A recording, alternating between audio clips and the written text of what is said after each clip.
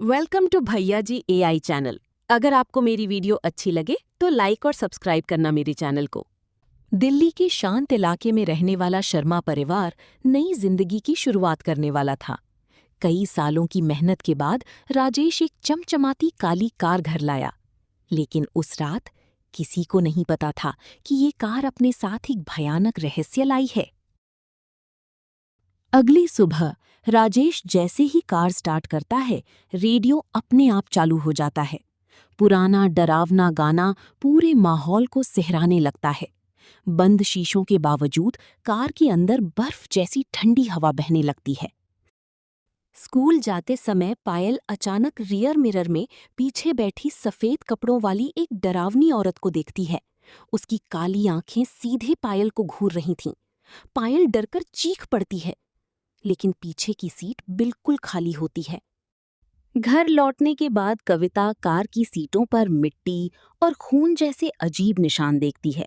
वो घबराकर उन्हें साफ कर देती है, लेकिन अगली सुबह वही निशान पहले से भी ज्यादा डरावने तरीके से वापस दिखाई देते हैं, जैसे कोई अदृश्य शक्ति कार में मौजूद हो।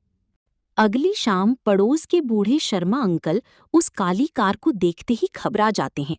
कांपती आवाज में वे राजेश को बताते हैं कि कुछ महीने पहले इसी कार में एक परिवार की दर्दनाक मौत हुई थी और तब से ये कार शापित मानी जाती है। रात के 2 बजे अचानक कार अपने आप स्टार्ट हो जाती है। सुनसान गली में उसका हॉर्न गूंज उठता है और पूरा मोहल्ला डर कर जाग जाता है।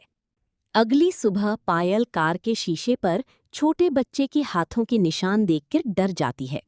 बारिश लगातार हो रही थी, लेकिन वे निशान मिटने के बजाय और गहरे होते जा रहे थे, जैसे कोई अदृश्य बच्चा कार के अंदर मौजूद हो। डरे हुए राजेश कार को मैकेनिक के पास ले जाता है, लेकिन जैसे ही मैकेनिक बोनट खोलता है, अंदर से किसी के रोने की डरावनी आवाज सुनाई देती है। पूरा गराज अचानक ठंडा हो जाता है और सबके चेहरों पर डर साफ दिखाई देने लगता है। कार के डैशबोर्ड के अंदर राजेश को एक पुरानी जली हुई तस्वीर मिलती है। तस्वीर में एक परिवार उसी काली कार के साथ खड़ा था।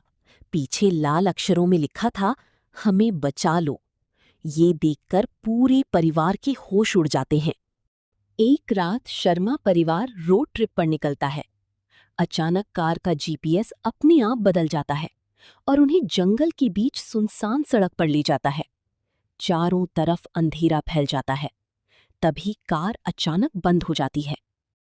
घने जंगल के अंधेरे में अचानक एक सफेद साया दिखाई देता है। लंबी काली बालों वाली औरत धीरे धीरे कार की तरफ बढ़ने लगती है। उसकी काली आंखें सीधे परिवार को घूर रही थीं और पूरा जंगल अचानक डरावनी खामोशी में डूब जाता है। डरे हुए परिवार ने कार से बाहर निकलने की कोशिश की, लेकिन सारे दरवाजे अपने आप लॉक हो गए। अचानक कार के अंदर काला धुआं भरने लगा। बच्चों की चीखें गूंज उठीं और बाहर खड़ी वो डरावनी औरत धीरे धीरे मुस्कुराने लगी। राजेश इंटरनेट पर कार का सच खोजता है। उसे पता चलता है कि 5 साल पहले इसी कार में एक महिला और उसका बेटा जिंदा जल गए थे। हादसे के बाद से इस कार को शापित माना जाता है और उसका मालिक रहस्यमयी तरीके से गायब हो गया था। आधी रात को अचानक कार के सारे शीशों पर खून जैसे लाल अक्षरों में लिखा दिखाई देता है, उसने हमें मारा था। तभी पूरे घर की लाइट्स बंद हो जाती हैं और अंधेरे में किसी औरत के रोने की आवाज गूंजने लगती है। डरे हुए शर्मा परिवार ने आखिर एक तांत्रिक को बुलाया। जैसे ही तांत्रिक ने कार को देखा, उसका चेहरा गंभीर हो गया। उसने धीमी आवाज में कहा, इस कार में बहुत खतरनाक आत्माएं कैद हैं और वे बदला चाहती हैं। घायल तांत्रिक कांपती आवाज में राजेश को सच बताता है।